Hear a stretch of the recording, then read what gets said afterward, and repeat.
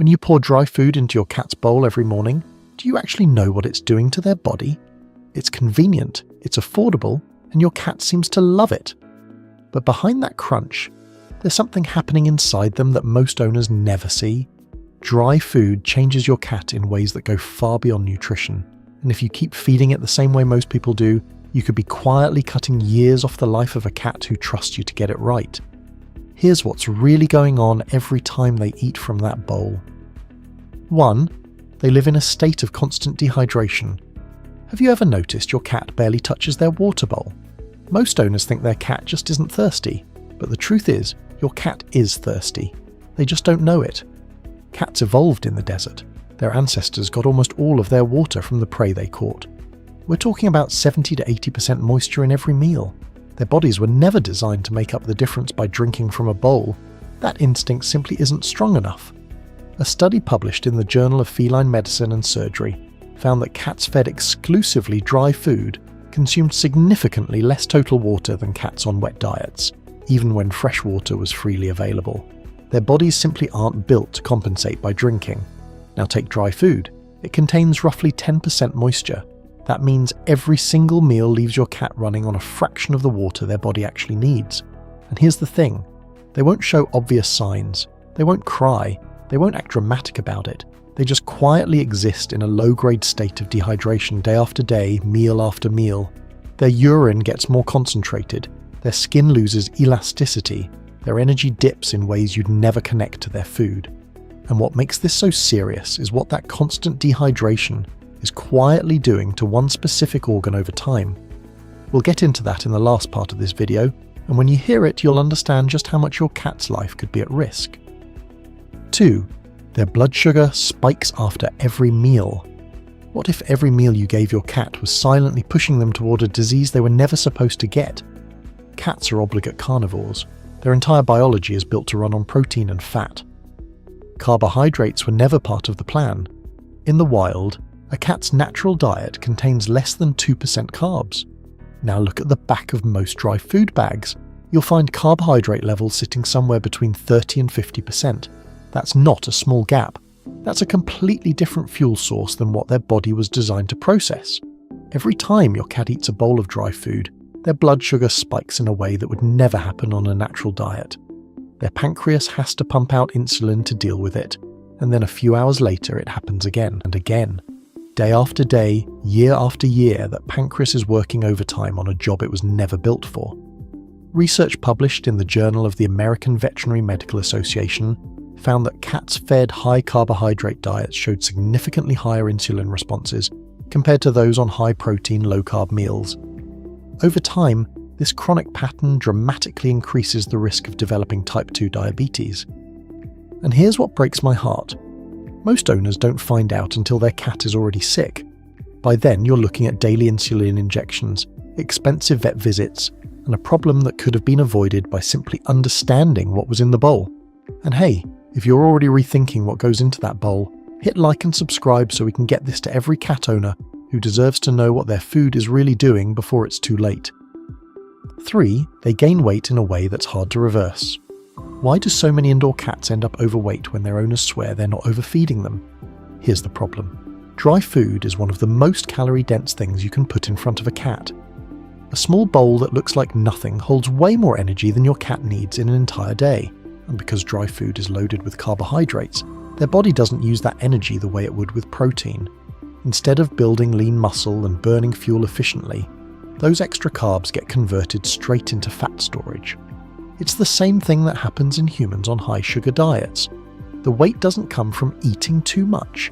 It comes from eating the wrong thing. Now add free feeding into the mix, which is what most dry food owners do. You leave the bowl out, your cat grazes all day, and there's no real way to track how much they've actually eaten. You think they're eating small amounts, they think the buffet is always open. And unlike dogs, cats don't always eat out of hunger. Boredom, stress, routine. They'll eat for all of it. The worst part is that once a cat gains that weight, getting it off is brutally hard. You can't just put them on a diet the way you would with a dog. Cats that lose weight too fast can develop hepatic lipidosis, a life-threatening liver condition. So you're stuck in this impossible spot where the weight is dangerous, but losing it too quickly is also dangerous. And it all started with a bowl of food that looked completely harmless. 4. They become chemically hooked on the coating. Have you ever tried switching your cat to wet food or raw food and watched them look at you like you just insulted their entire bloodline? That's not your cat being picky. That's your cat being hooked. Most people don't know this, but dry kibble on its own tastes like cardboard. Cats would barely touch it.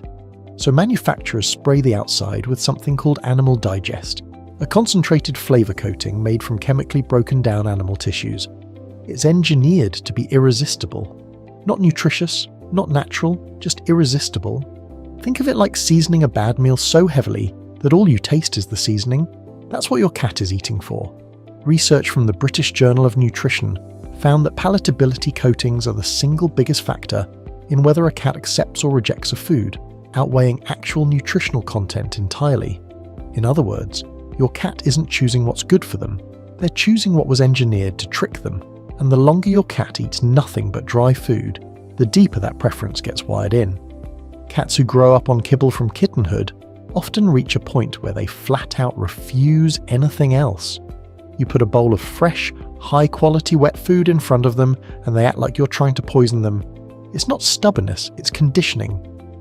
Their brain has learned that food equals that specific flavour profile and anything outside of it doesn't register as food at all. This is why so many owners give up trying to switch. They think their cat just doesn't like wet food. But the truth is, their cat was never given a fair chance to. And the longer you wait to introduce variety, the harder and slower that transition becomes. 5. The cleans their teeth thing is a myth. How many times have you heard someone say dry food is good for your cat's teeth? It sounds like it makes sense.